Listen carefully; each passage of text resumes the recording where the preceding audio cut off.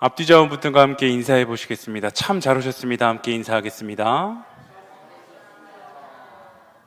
네, 한 번 더 인사하실 때 십자가와 부활의 능력을 경험하는 사순절 됩시다. 함께 인사하겠습니다.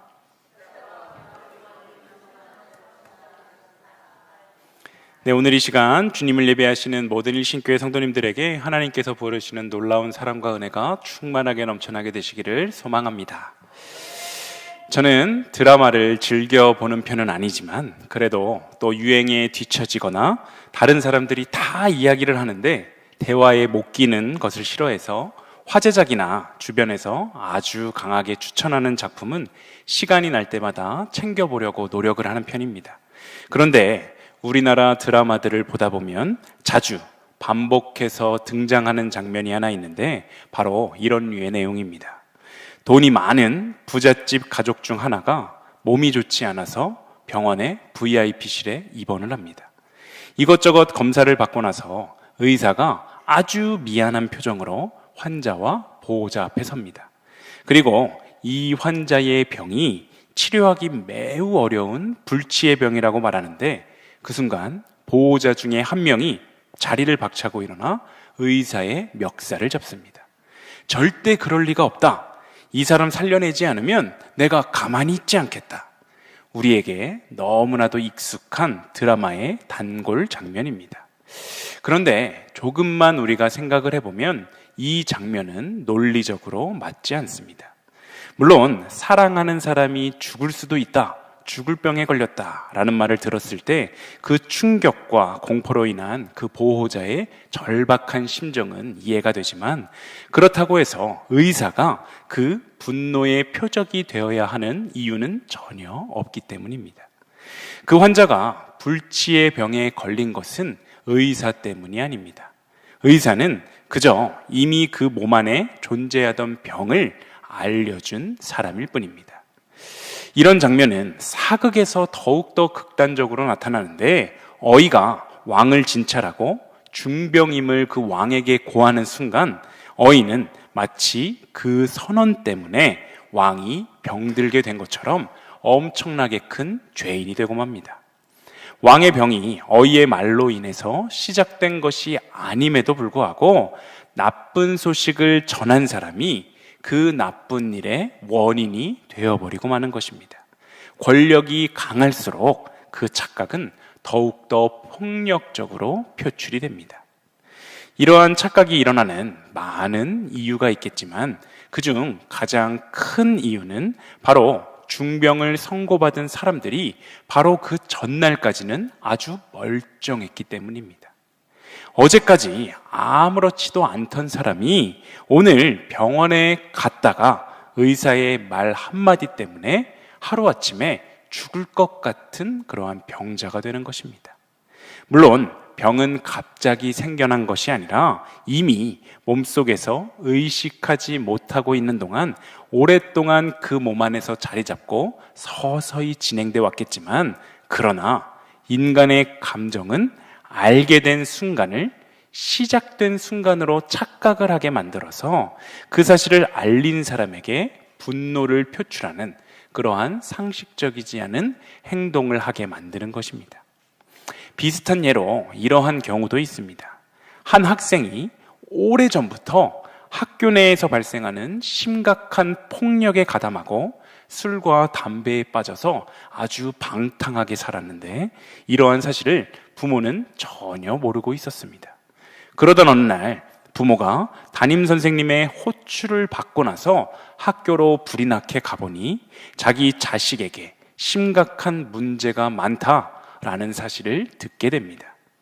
이럴 때 많은 부모들이 거의 공통적으로 보이는 반응이 있는데 우리 아이는 정말 착실하고 아주 괜찮은 아이였는데 왜 갑자기 이렇게 된 거죠? 라는 말입니다. 부모의 안타까움과 절망적인 그 심정은 이해가 가지만 정확하게 말하면 그 아이는 전혀 착실하지도 전혀 괜찮지도 않은 아이였습니다. 선생님이 말했기 때문에 그렇게 된 것도 아니고 학교가 그 아이를 망가뜨린 것도 아니라 그제서야 그 학생의 상태가 제대로 드러난 것입니다. 그런데도 부모의 입장에서는 갑자기 라는 말을 쓰게 되는데, 그 부모는 비로소 오늘에서야 자기 아이의 실상을 알았기 때문에 정말로 갑자기 그렇게 된 것처럼 여겨질 수밖에 없기 때문입니다.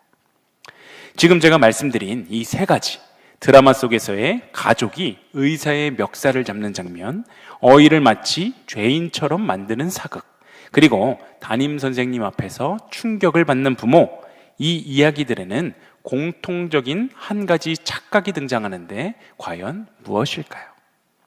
그것은 이미 존재하던 문제가 선언된 순간, 바로 그 순간에 비로소 시작된 것처럼 느껴지는 그러한 착각입니다. 그리고 그 착각으로 인해서 그 문제를 선언한 사람은 아무런 잘못이 없음에도 불구하고 선언한 사람에게 엉뚱하게 분노가 향하게 됩니다. 어찌 보면 그리스도인이 사랑하는 사람의 죽음 앞에서 하나님 아버지를 원망하는 것도 이것과 비슷한 맥락으로 볼 수 있습니다. 어제까지 아무렇지도 않았던 사람이 오늘 갑자기 세상을 떠나면 멀쩡한 사람을 하나님께서 데려가신 것 같아서 너무나도 마음이 아프고 하나님을 원망하는 마음이 생깁니다. 이것을 나의 문제로 한번 끌고 와 보면 그리스도인이 자신에게 큰 병이 생겼다라는 것을 알게 되었을 때 하나님이 나를 버리셨구나, 하나님이 어떻게 나에게 이러실 수가 있는가 원망하게 되는데, 스스로는 나는 아직 괜찮다라고 생각을 하고 죽음은 나와는 관계없는 아주 먼 미래에 있는 일이라고 생각을 하기 때문에 이러한 갑작스러운 재앙 앞에서 그 원인을 엉뚱한 곳에서 찾게 되니까 하나님 아버지를 원망하고 마는 것입니다. 이러한 맥락에서 오늘 본문을 우리가 함께 살펴보려고 하는데, 오늘 우리가 살펴볼 본문은 바로 이런 류의 착각과 아주 깊은 연관이 있습니다. 사람들은 자신이 아직 꽤 괜찮은 상태다라고 생각합니다. 죽음을 실감해 본 적이 없고 죽음에 대해서 깊이 고민도 해보지 않았기 때문에 어찌 보면 당연한 일입니다. 건강할 때는 아무도 병원을 찾지 않듯이 자신이 위기에 처해 있다라는 실감이 없기 때문에 구원이라는 말도 피부에 와닿지 않습니다. 오늘 본문 요한복음 3장 17절은 이렇게 이야기하는데 우리가 함께 읽어보겠습니다. 함께 읽습니다. 하나님이 그 아들을 세상에 보내신 것은 세상을 심판하려 하심이 아니요 그로 말미암아 세상이 구원을 받게 하려 하심이라. 아멘.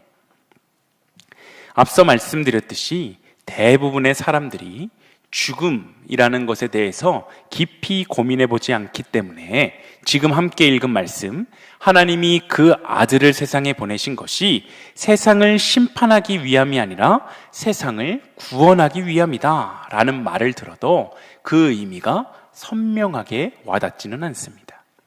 지금 당장은 구원이라는 이 나중에 일어날 일보다 눈앞에 현실적인 문제들이 더욱더 시급하게 다가오기 때문입니다. 이것은 구원이 믿어지지 않는다라기보다 아직 구원에 대한 절박함이 없다라고 이해할 수 있습니다.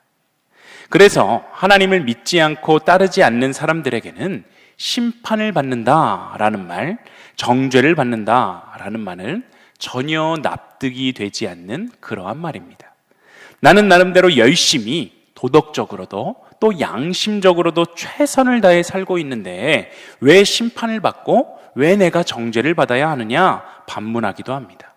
그래서 전도를 하다가 복음에 관심 갖는 분이 있게 되면 그에게 모든 인간은 죄인입니다 라고 말하면서 말을 시작할 때가 있는데, 나는 아주 떳떳하다, 나는 남에게 피해 한번 주지 않고 또 법안에서 잘 살아가고 있는데 왜 당신은 처음 보는 나한테 죄인이라고 이야기합니까? 라고 말하는 사람들이 있는 것입니다. 특히 이런 사람들에게 예수를 믿지 않으면 당신은 지옥에 갑니다 라는 말은 복음의 자리에 초청하는 말이라기보다 오히려 독선적인 협박으로 들릴 수밖에 없습니다. 성경은 인간이 분명한 죄인이다 라고 선언합니다. 인간은 하나님의 형상대로 아름답게 창조되었음에도 불구하고 하나님을 떠나 죽음과 절망을 향해 걸어가는 존재인 것입니다. 여기서 우리가 반드시 깨달아야 하는 것이 있는데, 인간이 원래 죄인이다, 인간이 원래 죄인이라는 것을 우리가 제대로 깨닫게 된다면 오늘 본문이 말하고 있는 예수님이 세상을 심판하러 오신 것이 아니다 라는 말씀의 의미가 전혀 다르게 들릴 수 있다라는 것입니다. 나를 믿는 자는 구원을 받으리라 라는 이 말씀은 나를 믿지 않는 자는 심판하겠다, 이러한 뜻이 아닙니다. 주님은 인간이 당신을 믿지 않는다 라는 이유만으로 정죄하시는 분이 아니며, 당신을 믿지 않는다 라는 이유로 지옥에 보내시는 그러한 분이 아니시기 때문입니다. 오늘 본문 18절의 말씀을 우리가 함께 읽어보겠습니다. 함께 읽습니다. 그를 믿는 자는 심판을 받지 아니하는 것이요 믿지 아니하는 자는 하나님의 독생자의 이름을 믿지 아니함으로 벌써 심판을 받은 것이니라. 아멘.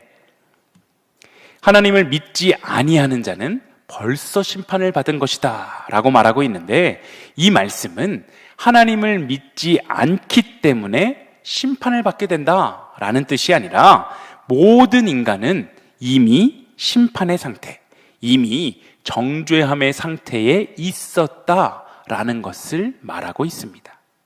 즉, 하나님을 믿지 않았기 때문에 우리는 심판에 이르게 되는 것이 아니라, 우리 모두는 이미 심판을 받아 마땅한 그러한 존재들인데, 하나님을 진정으로 믿는 믿음이 있다면 그 믿음은 오히려 우리를 심판에서 건져낼 수 있다, 이러한 말입니다.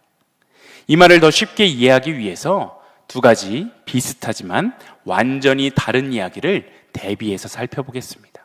이 두 이야기의 차이는 복음의 핵심을 담고 있습니다. 첫 번째 이야기입니다. 어떤 사람이 자신은 아프지 않다라고 여기며 살았습니다. 그런데 사실 그는 굉장히 심각한 병을 앓고 있었고, 당장 치료하지 않으면 얼마 살 수 없는 상태였습니다. 의사가 그를 진찰한 후에 이렇게 말합니다. 당신은 많이 아프십니다. 당신은 치료를 받지 않으면 오래 살 수 없을 것 같습니다. 하지만 이 병을 고칠 수 있는 약이 있는데 그 약을 잘 드시면 반드시 살 수 있습니다. 하지만 그 사람은 증상도 없었고 생활에도 아무런 불편이 없었기 때문에 의사가 하는 그 말을 도저히 믿을 수가 없었습니다. 그래서 그는 나는 멀쩡합니다. 나는 이 약을 먹지 않겠습니다. 그렇게 말하고 병원을 떠나게 됐는데, 그렇게 떠났던 그는 얼마 지나지 않아 세상을 떠나게 됩니다. 이 사람이 죽은 이유가 무엇입니까? 이 사람이 약을 먹지 않아서 죽었다라는 말이 맞는 말이긴 합니다. 하지만 약을 먹지 않은 것, 이것이 그를 죽인 가장 큰 원인이었다라고 말할 수는 없는데, 왜냐하면 그를 죽게 만든 것은 이미 그의 몸에 안에 자리 잡고 있던 병, 그 자체였기 때문입니다. 약은 그 병으로부터 그를 구원할 수 있는 유일한 기회였는데, 그는 자신이 병들었다라는 상태를 믿지 않고 인정하지 않았기 때문에 그 기회를 잃고 죽음에 이르게 되었습니다. 비슷하지만 두 번째 이야기를 해보겠습니다. 어떤 사람이 비교적 건강하게 잘 살고 있었습니다. 그런데 어느 날 한 의사가 찾아와서 죽지 않고 영원히 살 수 있는 그런 약을 내가 개발했다 라고 소개합니다. 그런데 그 이야기를 들은 사람은 영원히 살고 싶은 마음도 없고 그런 약이 있다라는 말조차 믿어지지 않아서 그것을 거절합니다. 그러자 의사가 지금 이 약을 먹지 않으면 당신은 이 약을 만든 사람을 믿지 않는 것이기 때문에 그 사람이 언젠가 찾아와서 당신을 보복하며 죽일지도 모릅니다 라고 협박을 합니다. 그리고 실제로 얼마 후에 그 약을 만들었던 직원 중 한 명이 찾아와 약을 먹지 않았던 그 사람을 죽이고 맙니다. 그렇다면 이 사람이 죽은 이유는 무엇입니까? 첫 번째 이야기와 분명히 맥락이 비슷하기는 한데 뭔가 다른 것은 이 두 번째 이야기에서 이 사람의 죽음의 우선적인 원인은 약을 먹지 않은 것, 바로 이것에 있다라는 것입니다.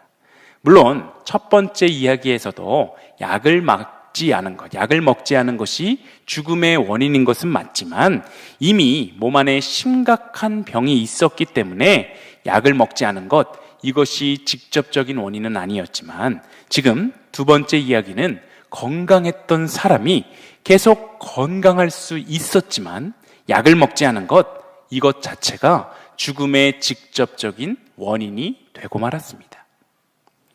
이 두 이야기의 차이가 느껴지십니까? 이전보다는 쉽게 보기 어렵지만 요즘에도 종종 볼 수 있는 예수천당, 불신지옥이라는 열정적인 그 전도의 외침은 하나님을 모르는 많은 자들에게 이 두 번째 이야기처럼 들렸을지 모릅니다. 물론 그렇게 외치시는 분들의 믿음이 영혼을 사랑하는 마음과 또 절박한 심정이었을 거다라는 것은 이해가 되지만 결국 그것을 받아들이는 사람의 입장에서 생각해 볼 때 건강한 사람에게 약을 강요하고 먹지 않으면 죽이겠다라고 협박하는 이야기로 들렸을 것입니다. 그래서 오늘날 기독교는 독선적인 이미지가 강한 그런 종교가 되고 말았습니다. 2026년 기독교 윤리 실천운동이 실시한 여론조사 자료에 따르면 한국교회를 신뢰한다라는 응답은 19%, 한국교회를 신뢰하지 않는다라는 응답은 75.4%로 역대 최고 수준의 격차로 벌어졌다라고 이야기를 하는데 이 이야기가 그리스도인인 우리들의 마음을 참 아프게 합니다. 우리가 반드시 기억해야 하는 것은 오늘 본문이 말하고 있는 것은 이 두 가지 다른 이야기 중에서 바로 첫 번째 이야기다라는 것입니다. 인간은 이미 병들어 있는 상태였습니다. 이미 죽음을 향해 가고 있었습니다. 예수님은 단지 너희가 병들어 있다라는 것을 말씀해 주시러 이 땅에 오신 분이 아니고 그 병을 고치러 이 땅에 오신 분인데 그 말이 바로 오늘 본문 하나님이 그 아들을 세상에 보내신 것은 세상을 심판하러 하심이 아니요 그로 말미암아 세상이 구원을 받게 하려 하심이라 라는 말의 진정한 의미입니다. 그러나 많은 사람들은 여전히 자기가 병들어 있다라는 사실을 인정하려 하지 않습니다. 아무리 이야기를 해도 자신은 멀쩡하다고 약을 먹지 않아도 된다고 말하면서 복음을 거부합니다. 아무리 인격적으로, 사회적으로, 물질적으로 성공한 삶을 살았다고 할지라도 모든 인간은 결국 죽음을 피해갈 수가 없는데 이 죽음은 인간의 불행의 증거이고 절망을 향해 가고 있다라는 증거가 됩니다. 그런데 이 절망의 한가운데 한 줄기 빛이 들어왔는데 그것은 바로 생명의 빛, 복음의 빛입니다. 하나님의 아들이 십자가에 달리심으로 그를 믿는 사람들에게 생명을 주셨는데 바로 이것이 인류에게 주어진 최고의 선물이자 바로 유일한 희망입니다. 오늘 본문 18절의 말씀을 우리가 다시 한번 읽어보겠습니다. 함께 읽습니다. 그를 믿는 자는 심판을 받지 아니하는 것이요 믿지 아니하는 자는 하나님의 독생자의 이름을 믿지 아니함으로 벌써 심판을 받은 것이니라. 아멘. 믿지 아니하는 자는 벌써 심판을 받았다라는 말을 더 깊이 이해하기 위해 또 다른 예시를 하나 들어보겠습니다. 이 세상의 모든 사람은 이미 지옥행 기차에 타고 있습니다. 예수님은 천국행 기차와 지옥행 기차가 나란히 서 있는 정류장에서 어떤 사람은 천국행으로, 어떤 사람은 지옥행으로 태우러 오신 분이 아닙니다. 예수님은 이미 지옥행 기차를 타고서도 그 심각성을 모른 채 기차 안에서 열심히 웃고 떠들며 그 지옥을 향해 달려가고 있는 그러한 사람들에게 찾아오셔서 그들이 천국행 기차로 갈아탈 수 있도록 길을 열어주시는 분입니다. 즉, 예수님은 이 세상을 심판하러 오신 분이 아니라 이미 심판 아래에 있는 사람들을 구원하시기 위해서 이 땅에 오셨습니다. 그렇기 때문에 예수님을 믿으라 라는 이 초청은 믿지 않는 사람들을 지옥으로 보내려는 그러한 저주가 아니라 생명을 향한 따뜻한 부르심이라는 사실을 우리는 반드시 깨달아야 합니다. 하지만 많은 사람들이 이 빛을 거절했습니다. 예수님은 그 이유를 이렇게 설명하는데 요한복음 3장 19절의 말씀을 우리가 함께 읽습니다. 함께 읽어보겠습니다. 그 정죄는 이것이니 곧 빛이 세상에 왔으되 사람들이 자기 행위가 악함으로 빛보다 어둠을 더 사랑한 것이니라. 아멘. 성경은 사람들이 예수님이라는 빛을 거절하는 이유를 빛보다 어둠을 더 사랑했기 때문이다 라고 말씀합니다. 여기서 말하는 어둠은 바로 인간이 범할 수 있는 가장 심한 죄악인데, 인간이 범할 수 있는 가장 큰 죄악, 가장 심한 죄악이 과연 무엇일까요? 도둑질, 간음, 살인 등 많은 죄들이 있지만 하나님 앞에서 인간이 범할 수 있는 가장 큰 죄는 하나님을 창조주로 인정하지 않고 스스로 자기 인생의 주인이 되려는 것입니다. 내가 내 삶의 기준이 되고 내가 내 삶의 판단자가 되는 것, 즉 하나님 없이 살아가는 인생이 가장 큰 죄이자 깊은 어둠인 것입니다. 누가복음 15장에 나오는 집 나간 탕자 이야기를 생각해 보면 탕자에게는 굉장히 많은 죄가 있었습니다. 아버지가 죽어서 유산으로 물려줄 돈을 아직 돌아가시지도 않은 아버지에게 미리 땡겨받아서 집을 나가게 되었고, 그 돈을 흥청망청 다 써버렸고 여색을 밝혔고 술에 취해 방탕했습니다.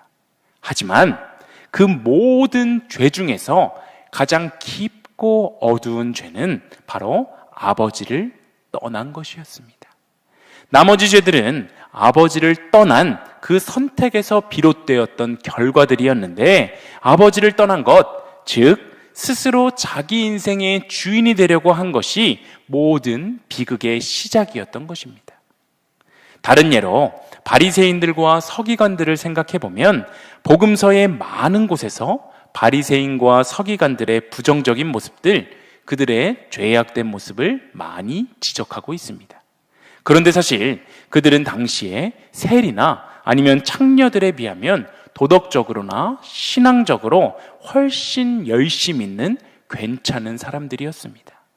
하나님이 말씀하셨던 율법을 지키고 금식을 하고 기도도 하고 11조도 드렸습니다.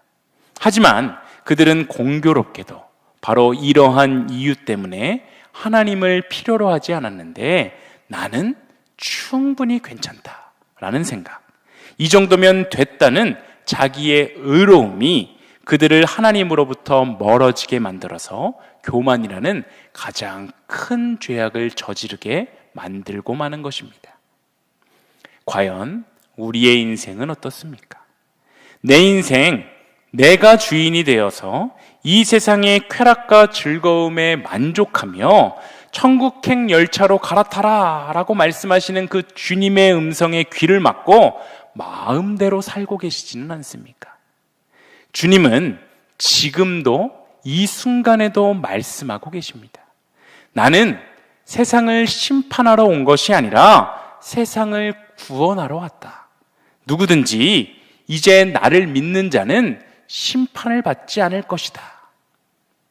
이 음성의 참된 의미는 협박이 아니라 따뜻한 부르심임을 기억하며 나와 나의 가족, 또한 나의 친구들과 직장 동료, 나의 이웃을 너무나도 사랑하셔서 구원하기 위해 육신의 몸을 입고 이 땅에 오신 예수 그리스도를 기억하며 나의 인생의 주인의 자리에 예수 그리스도를 모시고 살아가는 우리 모두의 인생이 되기를 소망합니다. 오늘 말씀을 정리해 보겠습니다. 예수 그리스도의 복음은 우리를 죄인으로 만드는 심판의 선언이 아니라 이미 죽음으로 달려가고 있던 우리를 발견하고 살려내려는 바로 사랑의 손길입니다. 성경은 인간 모두가 죄인이다 라고 분명하게 선포합니다. 성경이 말하는 가장 깊은 죄는 도덕적 결함 이전에 생명의 근원이신 하나님을 떠나 스스로 내 인생의 주인 행세를 하려는 그러한 교만입니다. 지옥행 기차 안에서 아무리 도덕적인 행동을 하고 즐겁게 웃고 떠든다 한들 그 기차의 목적지는 바뀌지 않습니다. 지옥행 열차에서 우리를 끌어내어서 생명의 열차로 갈아타게 하실 분은 오직 예수 그리스도 한 분이십니다. 내가 병들었음을 인정하는 환자만이 의사를 신뢰하고 그의 말대로 순종할 수 있듯이 내가 하나님 없이는 살 수 없는 존재임을 고백하는 사람만이 십자가의 빛으로 나아갈 수 있습니다.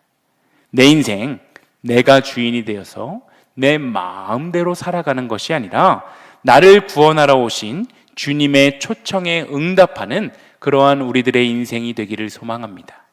특별히 이 사순절 기간, 나를 죽음에서 생명으로 옮기기 위해 이 땅에 오신 주님의 그 따뜻한 부르심을 기억하는 그러한 기간이 되었으면 좋겠습니다.